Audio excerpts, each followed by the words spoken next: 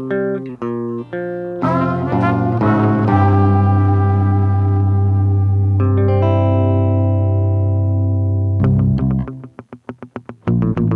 là là, ils ont pas l'air commodes, ceux-là. Le prêteur et sa femme de Quentin Médicis. Un prêteur? C'est son métier, prêter. Ben, c'est pas un métier. Moi aussi, je prête à des amis. Le tableau s'appelle aussi le banquier et sa femme. Ah, il prête de l'argent, fallait le dire plus tôt. C'est pour ça qu'il a plein d'euros et de trésors sur la table. C'est pas des euros. Le peintre y vivait au XVIe siècle en Hollande. C'est de l'or alors. Ouais, bah justement, c'est pas une raison pour faire la tête. C'est vrai quoi? Bah, tu ferais la tête toi aussi si tu devais passer ton argent aux autres. C'est parce qu'ils font attention aux voleurs. Il faut qu'ils soient discrets. Mais y a personne. Si, là, dehors, y en a deux qui écoutent aux portes. Eh, y en a un autre. Où ça? Là! Il est minuscule, il se cache dans la boule. Il est pas dans la boule, c'est un reflet. Chut, les voleurs peuvent venir de nulle part. Rangeons nos sous.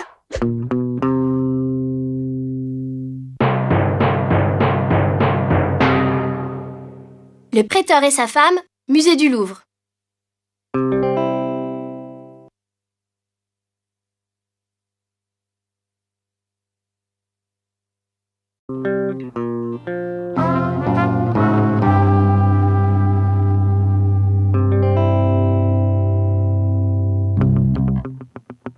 Oh, venez voir la position des jambes. Jeanne Avril dansant.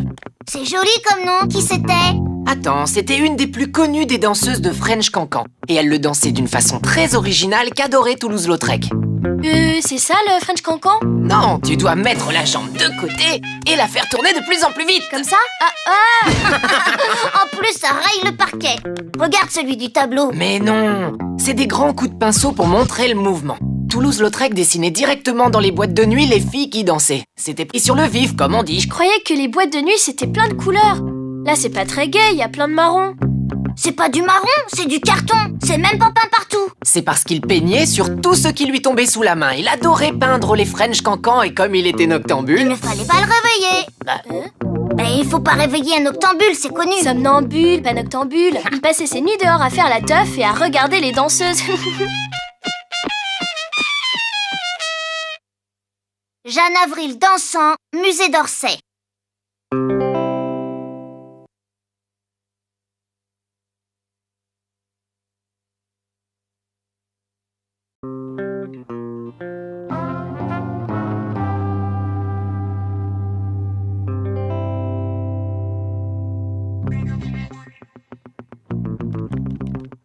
C'est quoi? Une sorcière africaine? Gentille en tout cas. Elle joue de la musique pour les fleurs. Et pour les animaux aussi. C'est la charmeuse de serpent, peinte en 1907 par le douanier Rousseau. Un douanier? C'est même pas un vrai peintre. Si, mais il n'a commencé à faire des tableaux qu'une fois à la retraite. Et pour faire des jungles pareils, il était douanier en Afrique ou en Amazonie?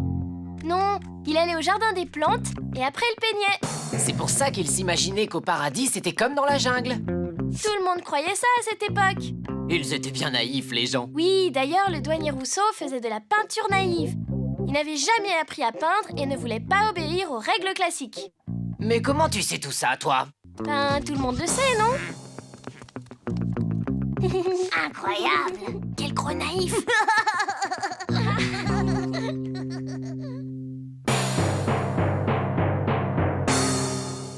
La charmeuse de serpent, musée d'Orsay.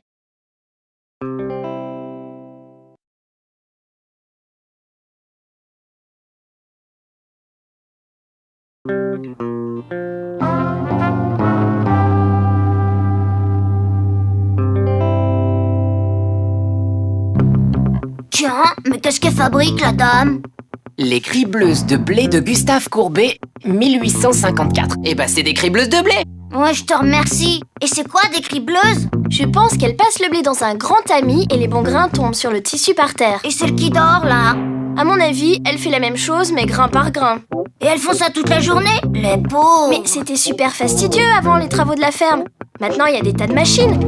Mon grand-père, il a un tracteur. Il a une ferme, ton grand-père? Oui, j'y vais à toutes les vacances. Je m'amuse drôlement. Et j'aide aussi. Comme Courbet, alors. Non, écoute ce que la critique a dit à l'époque. Un grand format pour un sujet de si peu. Pourquoi de si peu? Parce qu'en 1850, les peintres ne peignaient jamais les gens de la campagne dans leur vie de tous les jours. C'est vrai qu'on s'y croirait presque. Vous sentez l'odeur du foin? C'est exprès, le peintre il voulait qu'on sente la vie des gens. Alors je suis sûr que tu sens bien la vie du petit garçon, là. Y a que lui qui fait rien.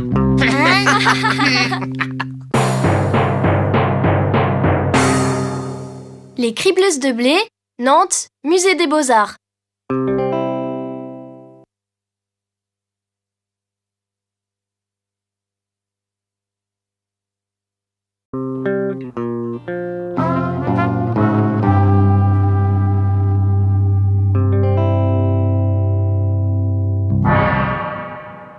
C'est pas possible! Ils ont dû se tromper sur l'étiquette! Devinez ce que c'est? Une danseuse très élégante? Une femme jockey? Non, il est marqué joueuse de polo, Chine. T'as raison, le polo existait déjà en Perse et en Inde. Les riches Chinois de la dynastie Tang l'ont introduit en Chine au 8e siècle. Et pourquoi ils en ont fait des statuettes en argile? C'était une tradition de mettre dans sa tombe ce qu'on avait aimé dans sa vie. Ça s'appelait les Minji. Et je te parie que celui-là avait une équipe de polo de femmes. Alors ils se faisaient faire des statuettes de tout. Leurs femmes, leurs enfants, leurs chiens. Oui, et même leur armée avec les chevaux et tout l'équipement. Un peu comme les Égyptiens. Oh là là! Cette tradition vient en remplacement de la coutume qu'avaient les aristocrates de se faire enterrer avec leurs serviteurs vivants pour qu'ils les suivent dans l'autre monde. Ah, c'est horrible! Enterré vivant et avec son maître! Bah dis donc, j'aurais pas aimé mourir à cette époque-là! Moi si, j'aurais mis des sculptures de tous mes jouets. Délire pas, y aura jamais une tombe assez grande pour mettre tout ton bazar! Bah, La joueuse de polo, Musée national des arts asiatiques, Guimet.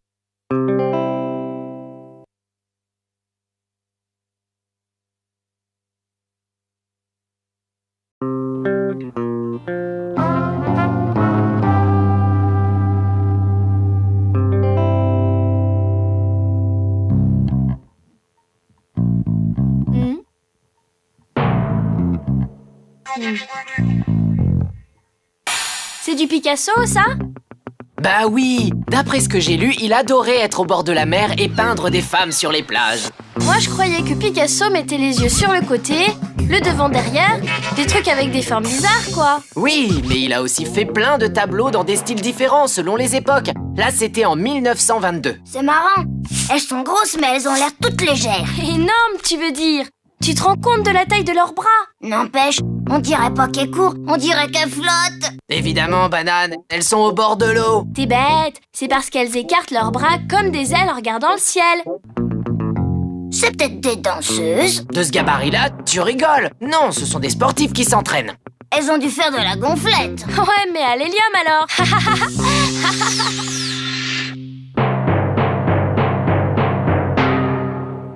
Deux femmes courant sur la plage, musée Picasso.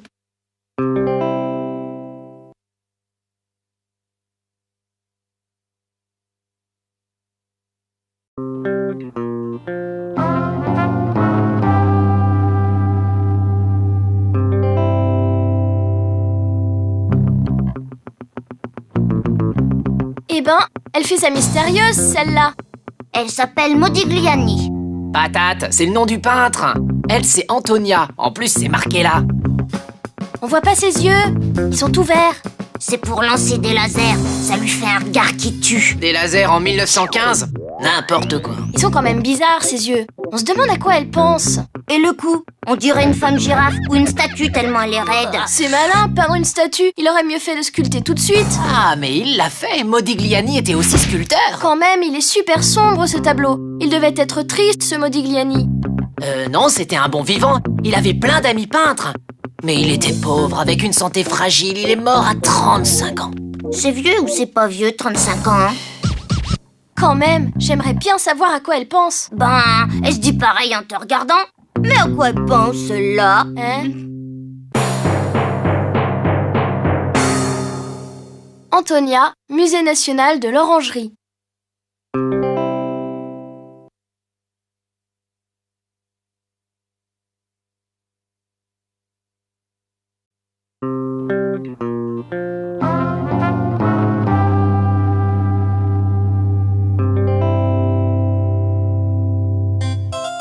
Waouh!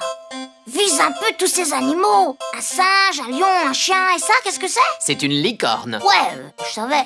Ça doit faire loucher cette chose entre les yeux. Moitié chèvre et moitié cheval avec sa corne de narval. La licorne est un animal imaginaire. Oh, dommage. Pourtant, c'est la classe, une licorne.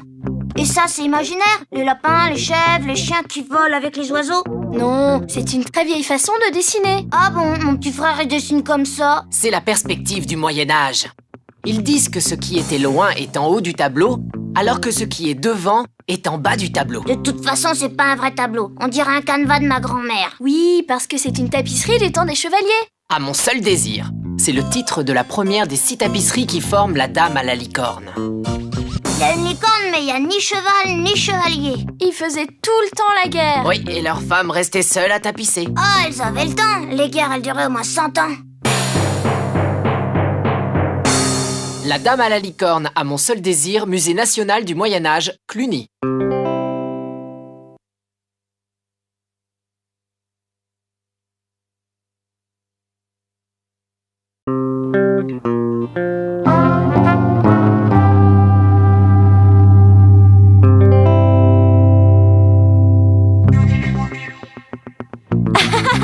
On dirait un portrait de mon oncle Joseph avec ses grosses moustaches.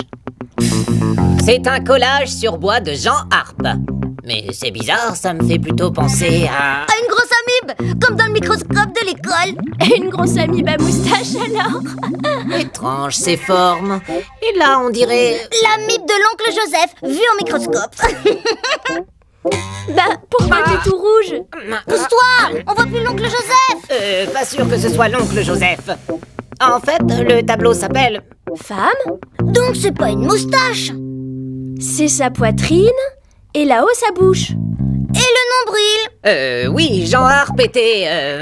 passionné par les formes rondes et naturelles comme les nuages et les galets. Ou les aiguilles.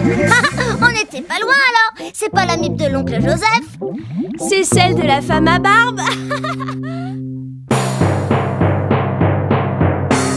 Femme, Jean Harpe.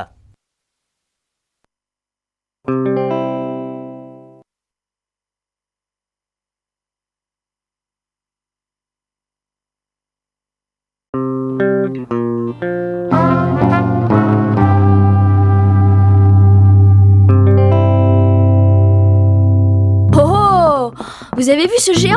Une géante, c'est d'Alberto Giacometti. Femme debout, 1960. Ah ouais, t'as raison, même qu'on voit sa poitrine. Qu'est-ce qu'elle est grande et mince, on dirait un vrai mannequin. C'est parce qu'elle mesure 2,75 m, 3 fois et demi ta taille. Sans blague. Mais pourquoi faire des trucs aussi grands? C'est parce que Giacometti voulait étirer les formes au maximum pour montrer que la taille et l'apparence n'ont pas d'importance. C'est quand même une sculpture. Puf, ça, une sculpture. On dirait un fil de fer sur lequel on a collé des formes. Mais c'est justement ça la technique de Giacometti. Il partait du fil de fer et il rajoutait de la matière autour. Ah oui, je comprends. Quand on fait de la sculpture à l'école, on nous donne un morceau de terre et on doit en enlever. Lui, il fait tout le contraire. C'est comme s'il sculptait le vide qu'il y a autour. Nouille comme elle doit arriver au même résultat, un spaghetti. Qu'est-ce qu'elle est belle. Moi, plus tard, je serai comme elle. Et je ferai tous les défilés de mode. Et maintenant, mesdames et messieurs, on applaudit bien fort Notre nouvelle Miss Bricolage, Mademoiselle Fil de Fer. Femme debout, Alberto Giacometti.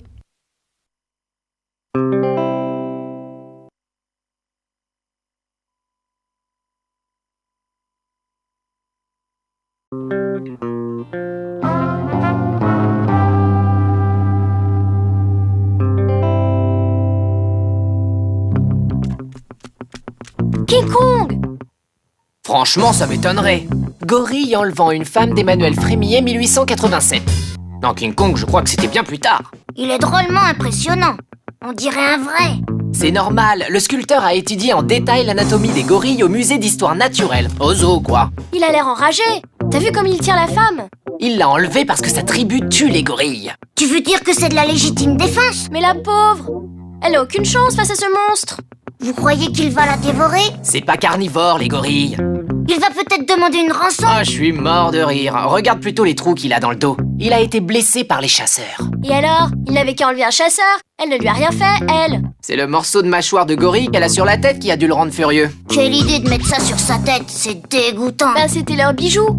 Ça devait avoir de la valeur, un crâne de gorille. Bien fait pour elle. Elle avait qu'à pas faire sa coquette.